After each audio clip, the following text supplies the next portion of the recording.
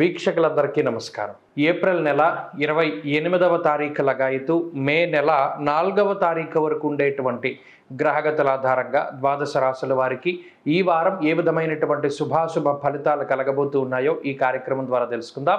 అందులో భాగంగా ఈ వారం ఉండేటువంటి గ్రహగతులను గమనిద్దాం. ఈ వారంలో మేష రాశి యందు రవిగ్రహం శుక్రగ్రహాల తాలూకు సంచారం కనబడుతూ ఉన్నది. అలాగే వృషభ రాశి యందు గురుడు సంచారం చేస్తూ ఉండగా కన్యా రాశి యందు కేతువు, కుంభరాశి యందు శనేశ్వరుడు, మీనరాశి యందు కుజ, రాహు, బుధగ్రహాల యొక్క సంచారం ఉన్నది. ఈ వారంలో చంద్రుడు ధనస్సు, మకరం, కుంభరాశుల యందు సంచారం చేయబోతూ ఉన్నారు. ఇటువంటి పరిస్థితుల్లో ద్వాదశ రాశుల వారికి ఏ విధమైనటువంటి ఫలితాలు కలగబోతున్నా తెలుసుకుందాం. తులారాశి వారికి ఈ వారం సాధారణమైనటువంటి గ్రహస్థితి గోచరిస్తూ ఉన్నది. ప్రత్యేకించి అష్టమ స్థానంలో గురుడు అష్టమ గురుడిగా కొంత ఇబ్బంది పెడుతూ ఉన్నప్పటికీ కూడాను కుజరాహువుల యొక్క యుతి జరిగినంత కాలము, అలాగే షష్ఠ స్థానంలో ఉన్న రాహువు వల్ల కూడా అష్టమ గురుని యొక్క దోషం కొంత కాంపన్సేట్ అవుతుంది. కానీ ఏ గ్రహం ఇచ్చే ఫలితం ఆ గ్రహం ఇస్తూనే ఉంటుంది. ప్రత్యేకించి ఈ వారంలో షష్ఠ స్థానంలో ఉన్న కుజుడు, రాహువు, బుధ గ్రహాలు యోగిస్తూ ఉండడం, అలాగే చంద్రబలం అధికంగా ఉండడం వల్ల 4 గ్రహాల తాలూకు శుభ ఫలితాలు తులారాశి వారికి రానున్నాయి.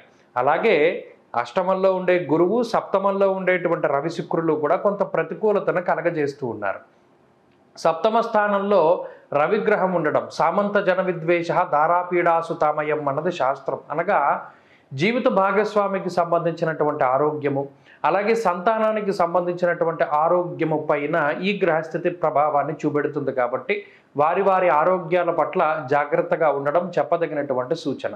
ప్రత్యేకించి ఆర్థికపరమైనటువంటి అంశాల్లో ఈ వారం ఏ విధమైనటువంటి ఇబ్బందులు కూడా తులారాశి వారికి కనబడడం లేదు.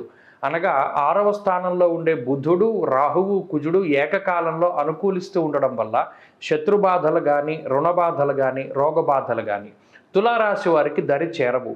ఒకవేళ అష్టమ గురుని వల్ల ఏమన్నా చిన్నపాటి ఇబ్బందులు కానీ, సమస్యలు కానీ వచ్చినప్పటికీ వాటి నుండి త్వరితగతిన బయటపడడానికి ఈ 3 గ్రహాలు కూడా ఈ వారంలో ప్రత్యేకించి మీకు సహకరిస్తూ ఉంటారు. అంతేకాక చంద్రబలం అధికంగా ఉండడం వల్ల మానసిక ప్రశాంతత ఉంటుంది. ఎప్పటి నుండో చేయాలి అనుకున్నటువంటి కార్యక్రమాలను మొదలుపెట్టి ముందుకు తీసుకెళ్లేటువంటి పరిస్థితులు ఈ వారంలో కనబడుతూ ఉన్నాయి. అంతేకాక కుటుంబ సభ్యుల మధ్యలో సఖ్యతను ఏర్పరచడానికి, కుటుంబ వాతావరణాన్ని బాగు చేయడానికి మీరు చేసేటువంటి ప్రయత్నం ఏదైతే ఉంటుందో అది ఒకంత మంచి ఫలితాన్ని ఇస్తుంది. ఉద్యోగపరమైనటువంటి చికాకులేవి కూడా ఈ వారం కనబడడం లేదు. అయితే ఉద్యోగంలో స్థానం మార్పు జరగడానికి కించిత్ అవకాశం ఉంటుంది. అనగా స్థాన చలనానికి అవకాశం ఉంటుంది. అలాగే వ్యాపార పరంగా ఉండేటువంటి పరిస్థితులు సానుకూలమైనటువంటి వాతావరణంలో ఉన్నాయి. ప్రత్యేకించి వ్యాపార పరంగా ఆర్థిక లాభానికి అవకాశం ఉంటుంది. విద్యార్థులకి గ్రహస్థితి అనుకూలంగా ఉన్నది. దూర విద్య, విదేశీ విద్య, పోటీ పరీక్షలలో విజయాన్ని సాధించడానికి అవకాశం ఉంటుంది.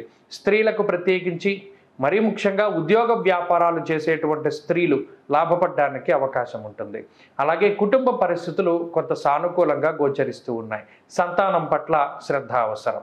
తులారాశి వారు ఈ వారం మరింత అనుకూలమైనటువంటి ఫలితాన్ని సాధించడానికై శ్రీ గురు దత్తాత్రేయ స్వామి వారి యొక్క ఆరాధన చేస్తూ ఉండడం చెప్పదగినటువంటి సూచన. శ్రీపాద శ్రీవల్లభ చరితామృతంలో ఉన్నటువంటి సిద్ధమంగళ స్తోత్ర పారాయణం మంచి ఫలితాన్ని ఇస్తుంది. ఈ వారం కలిసొచ్చేటువంటి రోజు బుధవారంగా చెప్పవచ్చును. అదృష్ట సంఖ్య 4, అదృష్ట వర్ణము ఆకుపచ్చ.